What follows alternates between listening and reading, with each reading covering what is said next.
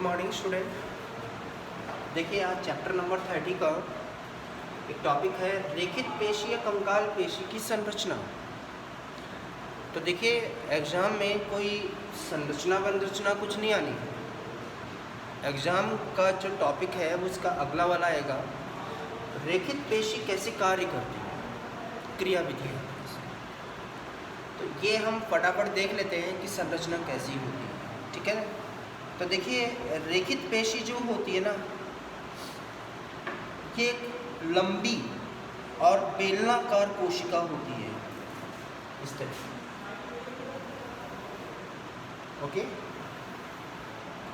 लंबी और कैसी होती है, बेलनाकार संरचना होती है, ठीक है। इसमें केंद्रकों की संख्या एक से अधिक होती है, केंद्रकों की संख्या एक से अधिक होती है। ये क्या होते हैं यहाँ पे, केंद्र। और इसकी जो झिल्ली होती है, इस झिल्ली को बोलते हैं हम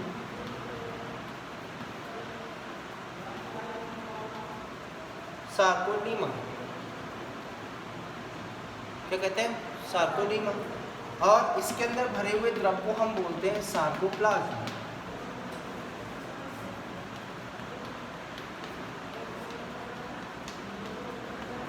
क्या कहते हैं, सार्कोप्लाज्म। चूंकि ये रेखित है तो इसमें क्या होती है, रेखाएं होती हैं इस तरह की,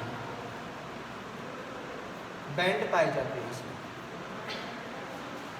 क्या पाए जाते हैं, बैंड। और ये बैंड कैसे होते हैं वो मैं आपको बताऊंगा अभी, ठीक है ना। तो क्या होती है, ऐसी कोशिका होती है, एक तो कैसी हो गई है,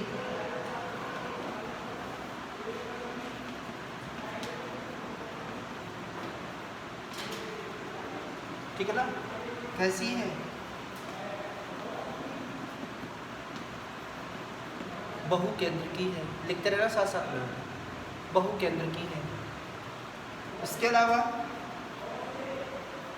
इसकी झिल्ली को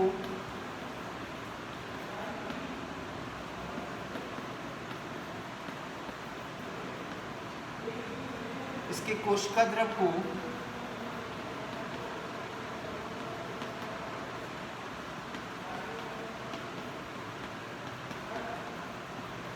सार्कोप्लाज्म है। और इसमें क्या पाए जाते हैं,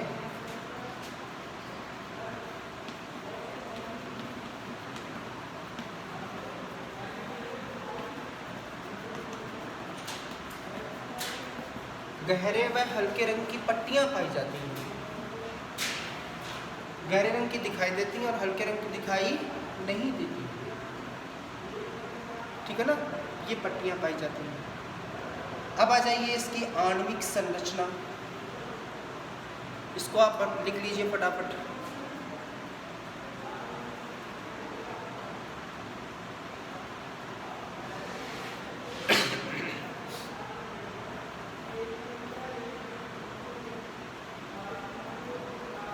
ठीक है, हेडिंग डाल लीजिए, रेखित पेशी के संकुचन की आणविक संरचना। रेखित पेशी के संकुचन की आणविक संरचना।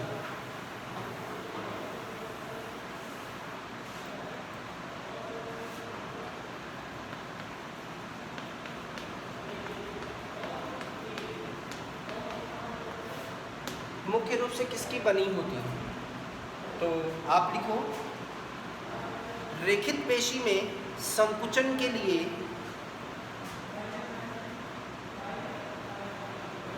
तीन प्रकार के प्रोटीन पाए जाते हैं।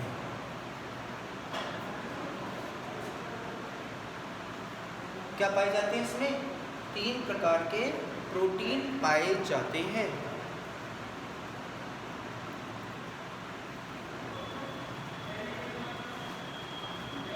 नंबर ए,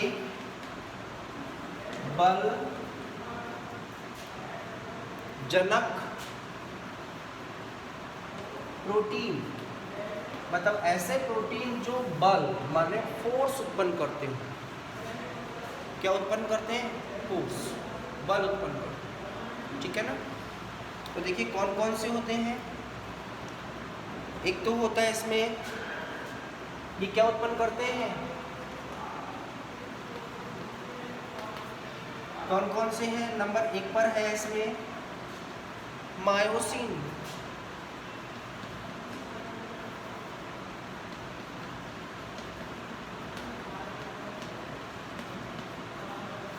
कौन से होते हैं, मायोसिन तंतु होते हैं। कैसे होते हैं, देखिए ये होते हैं मोटे तंतु होते हैं।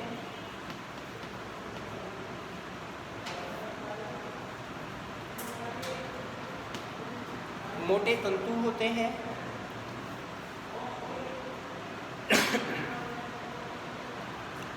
तथा कुंडलित प्रोटीन होता है।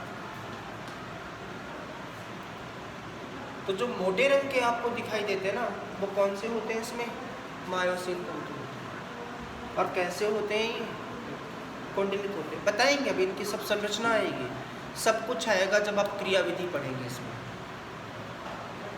यहाँ तो हम नाम पढ़ रहे हैं, वहाँ पे हम इनकी संरचनाएं पढ़ेंगे कैसे होती है, ठीक है। दूसरा है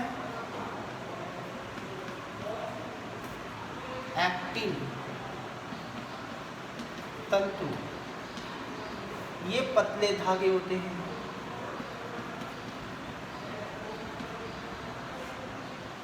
पतले होते हैं ये।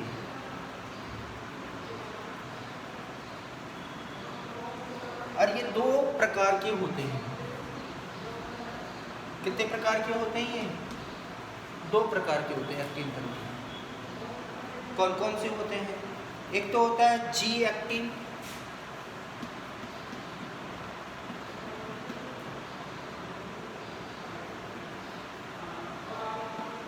मतलब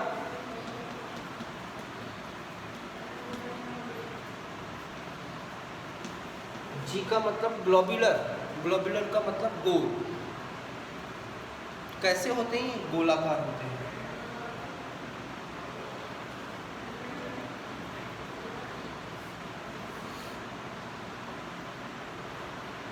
और दूसरा है एफ एक्टिन।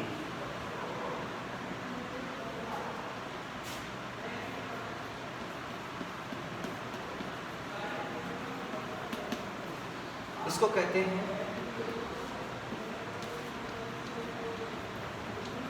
फिलामेंट। मतलब ये कि देखो ऐसे होंगे ना गोल गोल, ये गोल गोल तो होंगे, वो तो क्या होंगे। और ये जब गोल गोल वाले मिल जाते हैं तो क्या बनाते हैं, मतलब तंतु एक्टिन बनाते हैं, ठीक है ना। ये सारे नाम आएंगे वहाँ पे। तो इनका मतलब पता होना चाहिए। जी का मतलब गोलाकार, एफ का मतलब तंतु, एक्टिन धागे जैसे एक्टिन, ठीक है ना। अब आ जाइए नंबर तीसरा है, सॉरी पहला हो गया बल जनक कौन कौन से हो गए, मायोसिन और एक्टिन हो गए। ए तो हो गया पूरा। अब बी लिखो,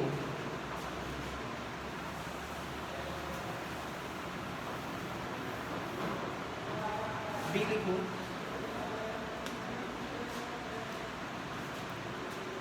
नियंत्रक प्रोटीन।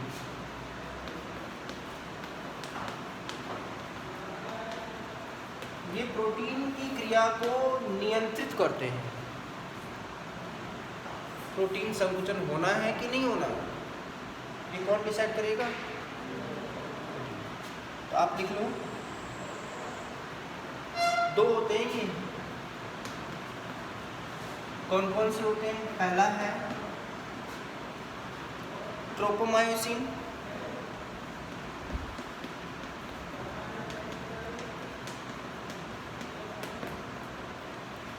ट्रोपोमायोसिन। एक होता है ट्रोपोनिन।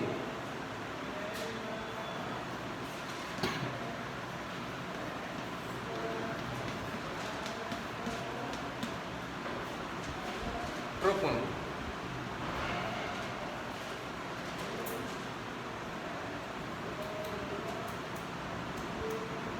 ठीक है ना। ये कई प्रकार की होती है, सी, आई, टी, सी, इनको छोड़ो, कोई मतलब नहीं है, अपने उसमें काम नहीं आएगी। ओके, और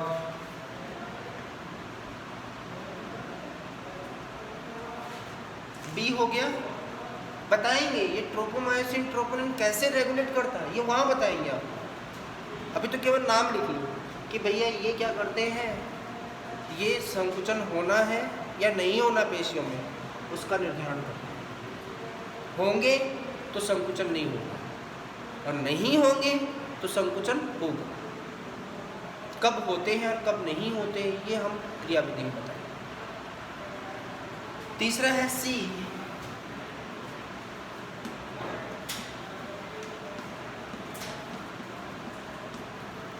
संरचनात्मक प्रोटीन।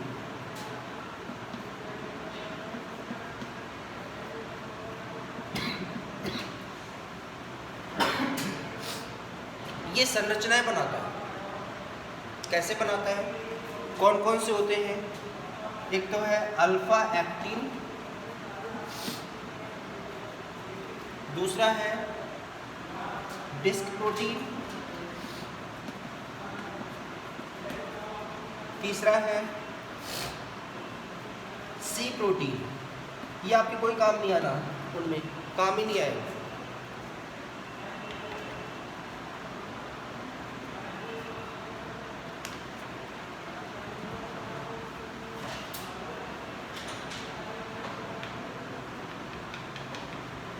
बस इतने से काम चला। और ये दे रखा ना पेज, सार्को ट्यूबुलर तंत्र, सार्कोसोम्स, सार्कोलीमार, ये सब अभी उसी में बताएंगे।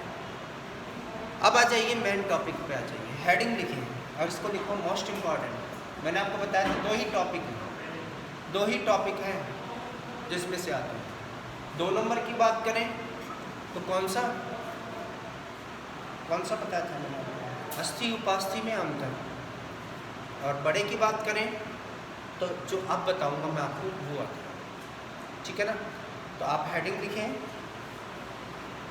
पेशी संकुचन की क्रियाविधि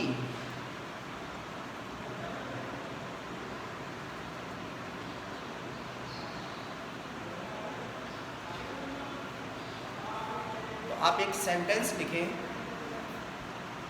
यह क्रियाविधि तंतु विसर्पण सिद्धांत पर, यह क्रियाविधि तंतु विसर्पण सिद्धांत पर कार्य करती है। इसका मतलब समझे क्या? पहले मतलब समझा देता हूँ, फिर चित्र बनाता हूँ और बताता हूँ। तंतु विसर्पण का मतलब होता है कि इसमें 2 तंतु होते हैं, एक एक्टिन और एक मायोसिन। एक्टिन पतले होते हैं और मायोसिन कैसे होते हैं? मोटे। एक्टिन तो पतले होंगे और मायोसिन मोटे होंगे। तो जो पतले तंतु होते हैं वो मायोसिन तंतु पर, मतलब मोटे तंतुओं पर विसर्पण करते हैं, खिसकते हैं। जैसे स्लाइडिंग गेट नहीं होते, स्लाइडर्स होते हैं, खिसका दिया उधर चले गए, खिसका दिया इधर आ गए। तो ये जो तंतु होते हैं ना मोटे पर, पतले तंतु क्या करते हैं? स्लाइडिंग करते हैं। कैसे करते बताएंगे, कैसे करते, ठीक है ना। जैसे पहले आप लिखो, एक छोटी सी सब हेडिंग लिख लो, इसमें भी सब हेडिंग लिख लो, संकुचन की कारकी, संकुचन की कारकी, कार्य की,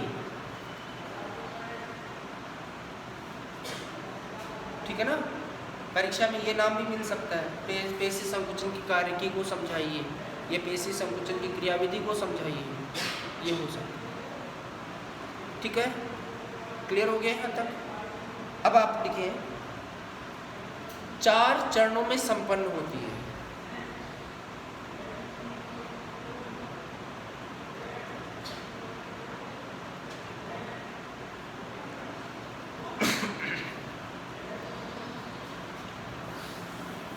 कैसे वो देखिए। पहले तो रेखित पेशी का चित्र देखिए आप। क्या है वो देखो। ये एग्जाम में नहीं बनाना है, एग्जाम में तो क्या बनाना मैं बता दूंगा, और फिर भी आप देख लीजिए एक बार।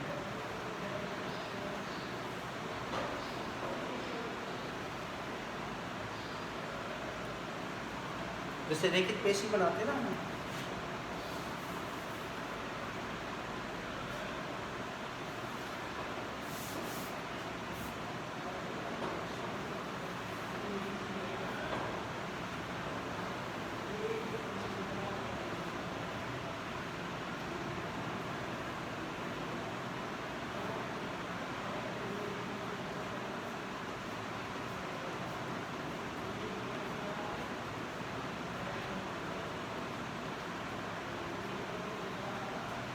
ये क्या है, रेखित पेशी है। क्या है, रेखित पेशी है। आप इसका एक इतने का हम अध्ययन करते हैं, सूक्ष्म अध्ययन। ये क्या हो गया यहाँ पे,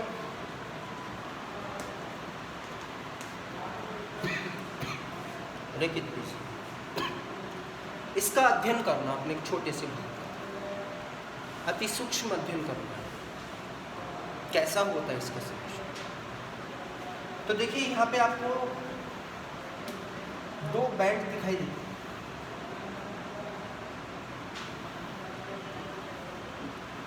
दो लाइन, और इन्हीं लाइनों से क्या होते हैं, ये पतले तंतु जुड़े होते हैं।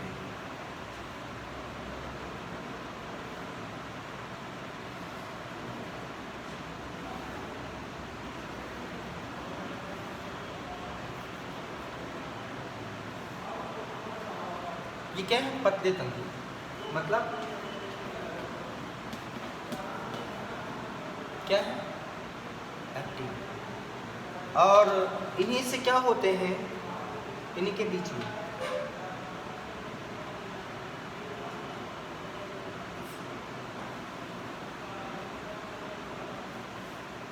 क्या लगे होते हैं,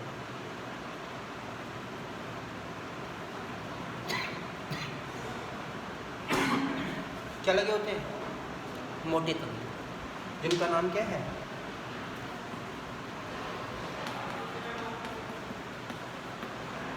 क्या है, मायोसिन। और इन्हीं के ऊपर लगे होते हैं हुक।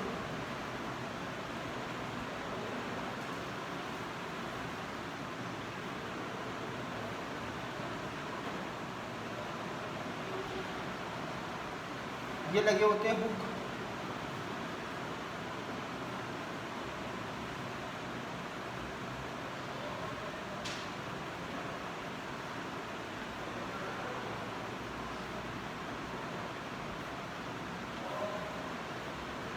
ये लगे होते हैं हुक, अपोजिट डायरेक्शन में। अब एक बात सोचिए, शिथिल अवस्था में है, किस अवस्था में, शिथिल अवस्था में है।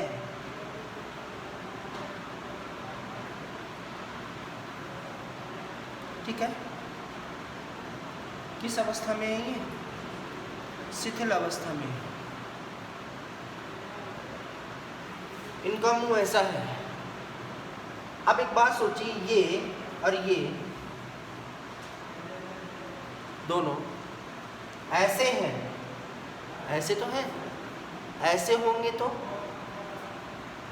पास आएंगे कि नहीं आएंगे, ये वाला हिस्सा पास आएगा कि नहीं आएगा, ऐसा है तो फैला हुआ है, और ये ऐसे हो गए तो क्या होगा, दोनों जो सिरे होंगे पास आ जाएंगे।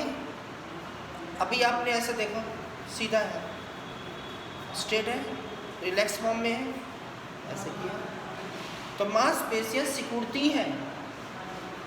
कब सिकुड़ेंगी, जब मोटे तंतु पर पतले तंतु क्या होते हैं, विसर्पित होते हैं, ग्लाइडिंग करते हैं, सरक जाते हैं। इससे क्या होगा कि दोनों जो बैंड होंगे वो क्या होंगे, आपस में पास पास आ जाते हैं। पास आएंगे तो आप जानते हैं कि वो मांसपेशी है वो सिकुड़ जाती है। तो खींच कौन रहा है, मोटे तंतु के ऊपर जो हुक लगे होते हैं वो अपनी दिशा चेंज कर रहे थे, ऐसे थे ऐसे हो गए, सारे ऐसे ऐसे हो जाएंगे, ऐसे ऐसे, ये ऐसे ऐसे हो जाएंगे, ऐसे पास आ गया ना। देखो अभी स्ट्रेट है, कोई दिक्कत नहीं, लेकिन जैसे ही हमने ऐसे ऊपर किया तो ये सिकुड़ गए ना सारे, पास पास आ गए, मांसपेशियाँ सिकुड़ जाती है ना, एक जगह ऐसे गुम्बद सा बना लेते हैं तो मांसपेशी सिकुड़ी नहीं। तो ये है, तो इसमें हम यही पढ़ेंगे कि ये कैसे सिकुड़ते हैं, ठीक है ना। तो यहाँ पे हम बात करें, ये होती है आई पट्टी। क्या होती है? आई पट्टी होती है। और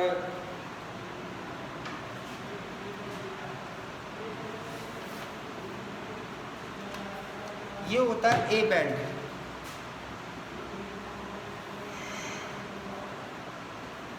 ए पूरा एक्टिन और मायोसिन का।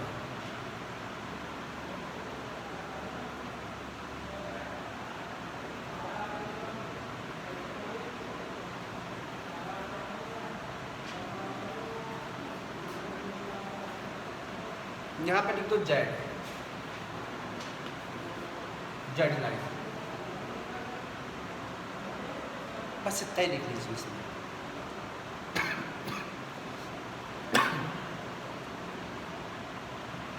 ये आपको पेशी संकुचन में नहीं करना, ये केवल आपको ये बॉक्स में बना लेना, ये आपको उसमें संकुचन की क्रियाविधि में नहीं लिखना, ये बॉक्स बना के बंद कर देना इसको। आपको मैंने बताया है कि कैसे सिकुड़ते हैं, क्या हमें पढ़ना है, हमें ये पढ़ना है कि तंतु पास कैसे आते हैं।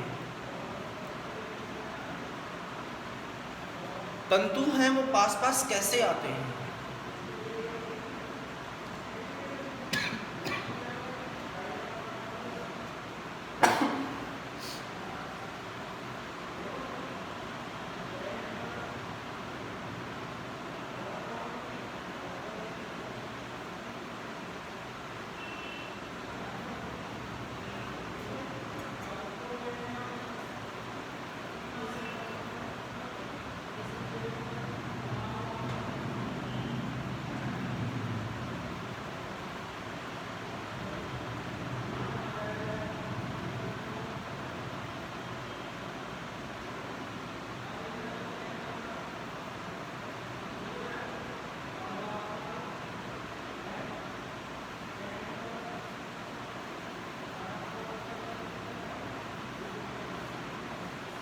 हो गया? आपने पहले क्या लिखा है? कारकी लिखा ना, कारकी में क्या लिखा आपने?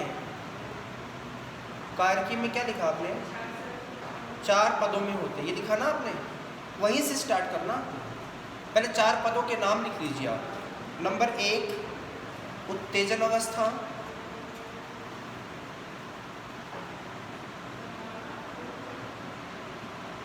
नंबर 2 उत्तेजन संकुचन, उत्तेजन संकुचन युग्मन अवस्था, उत्तेजन संकुचन युग्मन, युग्म होता ना, युग्म, युग्म से बना युग्मन अवस्था। नंबर 3 संकुचन अवस्था,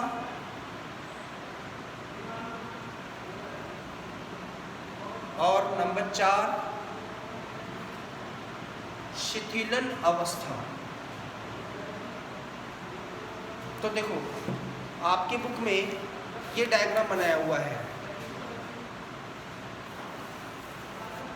इस डायग्राम से थोड़ा सा हटके हम डायग्राम बनाएंगे इसका, ठीक है ना। तो ये चारों अवस्थाएं लिखनी है आपको, प्लस वो डायग्राम बनाना है। डायग्राम मैं आपको एक बार एक्सप्लेन करूँगा, ठीक है ना, और उसी में समझने की कोशिश करना, फिर उसी के अनुसार छोटा सा मैं आपको लिखवा देता हूँ, इन सभी चारों पदों को एक्सप्लेन कर देता हूँ, क्योंकि परीक्षा में पूरा आएगा, डायग्राम भी आएगा और चारों चरणों को समझाना भी आएगा, तो 4 नंबर में आएगा ये, ठीक है ना। तो ये टॉपिक फिर मैं कल आपको एक्सप्लेन करता हूँ, ओके।